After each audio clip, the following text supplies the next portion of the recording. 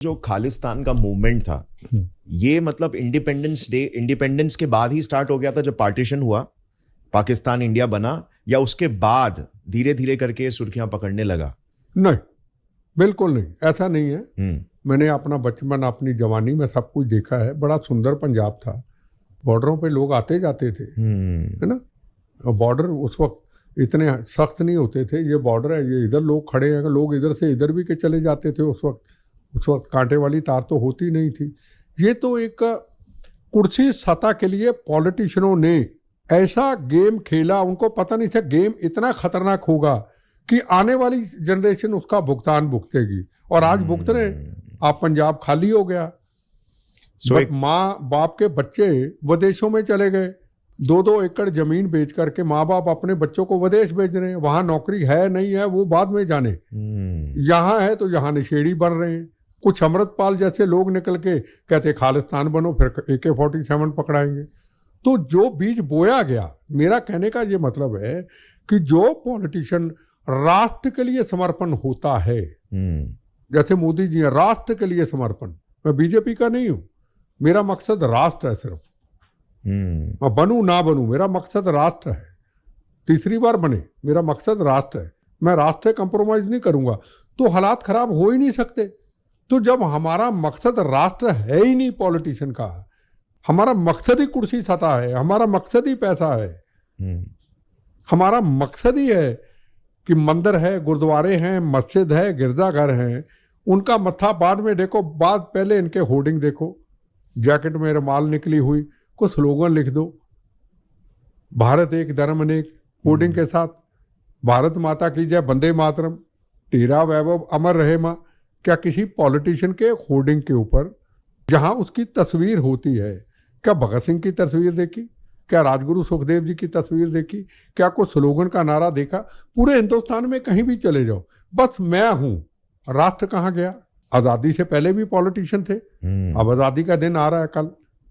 भगत सिंह, राजगुरु सुखदेव, मंगल पांडे, इस्तफाक उल्ला खां, रानी झांसी, तातियां टोपे, जलियांवाला बाग के हिंदू, मुसलमान, सिख, ईसाई, चंद्रशेखर आजाद, सुभाष चंद्र बोस घर से निकलते थे ना। माँ गोली सीने पे खाएंगे, भारत माता को आजाद कराएंगे। आज क्या वो भी पॉलिटिशियन थे, सुभाष चंद्र।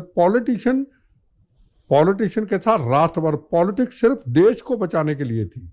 निकल के पार्लियामेंट में बम फेंक दिया, देश को जगाने के लिए, अंग्रेजों को भगाने के लिए, और कई चालें चली, वो पॉलिटिक्स थी। आज जो पॉलिटिक्स, आज कहते माँ गोली सीने पे नहीं खाएंगे, भारत माता को नोच नोच के खाएंगे। वक्त बदल गया। वो पॉलिटिशियन और आज वो खद्दर, आज़ादी का खद्दर, सिर पे चिट्टी टोपी, खद्दर का कुर्ता पजामा, खून से बना हुआ, एक पैसे का दाग नहीं, कंकर भी दाग नहीं। आज तो खद्दर पे दाग ही दाग हैं। 75-76 साल में जो कुछ, कितना बड़ा बदलाव आया। क्या 75-76 बदल गए? निकल गया वक्त। हमने क्या सीखा उन आज़ादी के दीवानों से? मेरा सवाल है। आज अगर ऊपर उनकी रूह देखती होगी, तड़पती होगी, रोती तो होगी, यार हमने इसके लिए आज़ादी दी थी, हम भी बन सकते थे। पर नहीं, हमने कहा हम फांसी के रस्ते को चूमेंगे। भगत सिंह जी कहते थे आने वाली जनरेशन को आज़ादी दे के जाएंगे। तो आज आप देख लीजिए, बांग्लादेश के अंदर प्राइम मिनिस्टर हाउस में घुस गए अलगवादी ताकतें। तो यहाँ का पॉलिटिशियन कह रहा है कि हिंदुस्तान को बांग्लादेश बना देंगे, जो 4-4 बार मंत्री रह चुके। सलमान खुर्शीद कह रहा है, मध्य प्रदेश का फॉर्मर मिनिस्टर कह रहा है, MP रह चुका 2 बार, हम इसको बांग्लादेश बना देंगे। तो पॉलिटिशियन में कितना फर्क आया। हिंदुस्तान, आज का हिंदुस्तान, जहां जवान शहीद होता 1-1 करोड़ रुपए की राशि दी जाती है। पहले हमारे टाइम पे तो सलाई मशीनें बांटी जाती थी, स्टेट गवर्नमेंट 1 करोड़ देती है। राम जन्मभूमि का निर्माण हुआ है, ना दंगे, ना फसाद, ना गोली चली। 370 धारा हटी। कितने बम गोलियां चलते थे बॉम्बे के अंदर, ट्रेनों के अंदर जाते थे बच्चे। माँ बाप पैसे अपनी रोटी रोजी के लिए, बच्चों के लिए, शाम को उनको खून की लिबड़ी हुई डेड बॉडी उनके घरों में आती थी। बॉम्बे की बात है, 26/11 की घटना हुई, पार्लियामेंट की घटना हुई, सरोजिनी नगर के अंदर दिवाली के दिनों में। उसके बावजूद ये लोग चाहते हैं कि हम हिंदुस्तान को बांग्लादेश बनाएंगे। तुम्हारी ऐसी की तैसी तुम कैसे बना लोगे भाई? काम नहीं हुआ, तुम्हारी राजनीतिक लड़ाई तुम लड़ो, तुम्हारे पॉलिटिकल इंटरेस्ट है, तुम लड़ो, देश के पर पे नहीं। देश के साथ गद्दारी मत करो। कहते ना, दुश्मनों के सितम का खौफ नहीं, अपनों की वफा से डरते हैं। कवि प्रदीप जी कहते थे, आजादी के वक्त जब गद्दारी करते थे ऐसे लोग हिंदुस्तान को बांग्लादेश बना देंगे। कहते वो बम फेंकेंगे। तो मैं कहा, मैंने शपथ ली थी जलियांवाला बाग में, कभी जिंदगी में वक्त मिला, भारत माँ ने कृपा की, इस आज़ादी के तिरंगे झंडे की, आज़ादी की रक्षा करेंगे।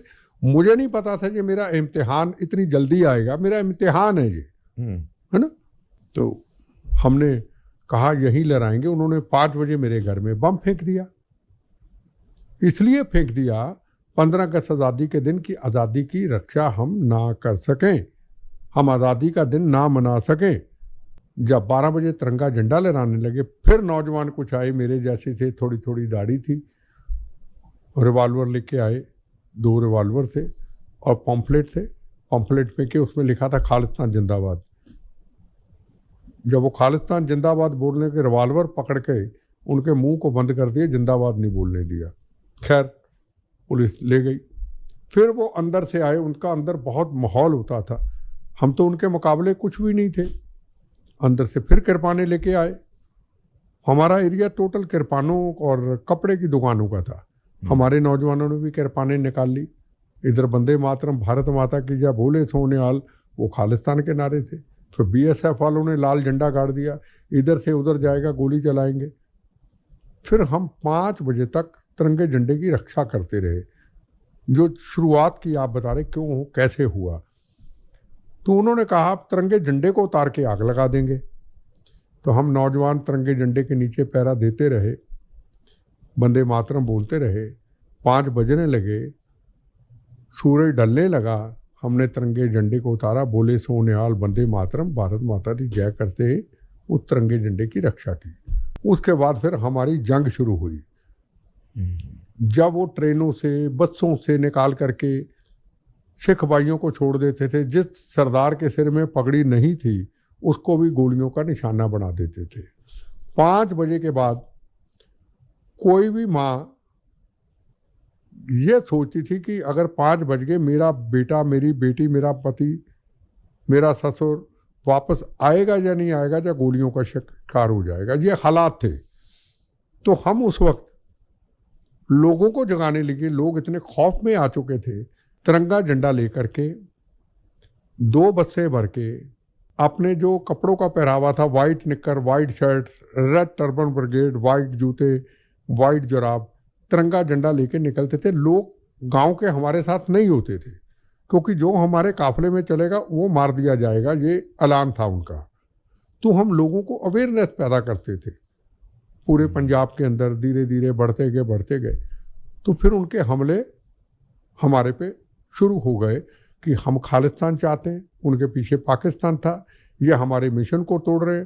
हमारा मिशन था पंजाब हिंदुस्तान का हिस्सा है, हिंदुस्तान एक है, हिंदुस्तान एक रहेगा।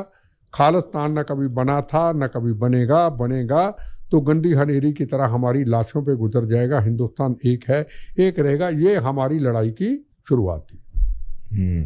अगर आपको ये क्लिप पसंद आई तो पूरे पॉडकास्ट का लिंक नीचे डिस्क्रिप्शन में। Indulge and enjoy.